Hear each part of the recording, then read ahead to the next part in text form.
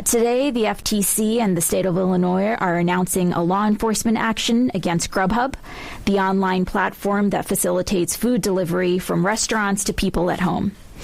Our joint investigation found that for years, Grubhub deliberately and systematically cheated its customers, deceived its drivers, and undermined restaurants that did not partner with Grubhub.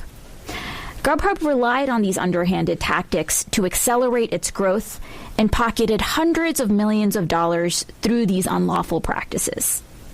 The backdrop here was that Grubhub wanted to grow quickly and achieve scale.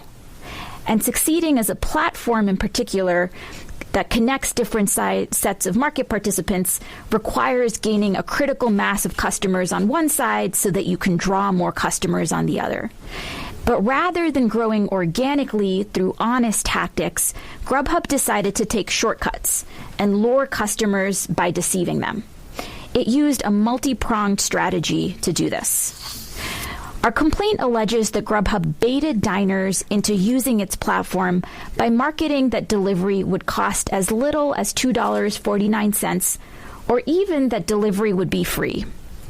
In reality, Grubhub later tacked on service and other fees that were basically renamed delivery fees, all so that it could get away with falsely advertising its delivery as free. Top executives at Grubhub directed these deceptive practices and even described this fee structure as a pricing shell game. Customers complained to Grubhub that these tactics were misleading, but the company persisted, earning close to $500 million from these misnamed service fees in 2022 alone. Our investigation also found that Grubhub deceptively marketed its subscription program, Grubhub Plus, and then made it absurdly difficult for subscribers to cancel.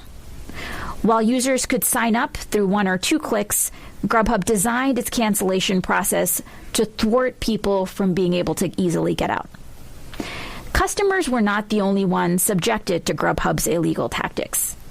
Wanting to boost the number of restaurants listed on its platform, Grubhub resorted to adding tens of thousands of restaurants without their knowledge or consent, ultimately damaging the revenues and reputations of small businesses.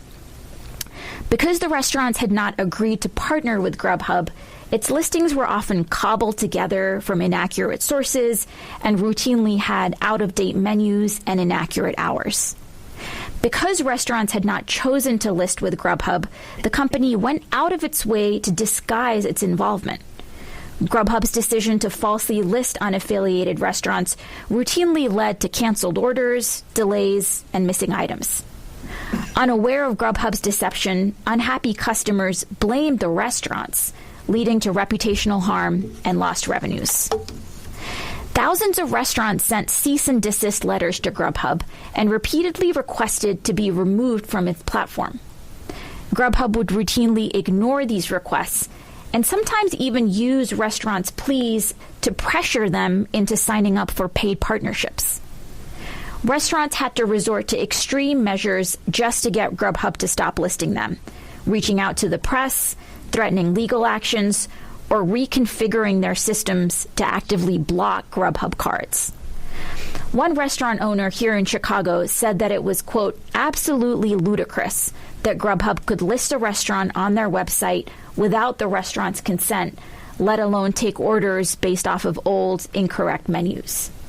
A Milwaukee restaurant wrote, "Shame on you, Grubhub. Stop abusing small businesses." And this was not all. Grubhub extended its bait-and-switch tactics to its drivers. It claimed that drivers could make up to $26 an hour or earn up to $40 an hour, even though very few drivers earned anything even approaching these amounts. In 2023, for example, only the top 2% of drivers typically earn these amounts. Together, we have ordered Grubhub to pay $25 million for the harm it has caused, which will allow us to put money back into customers' pockets.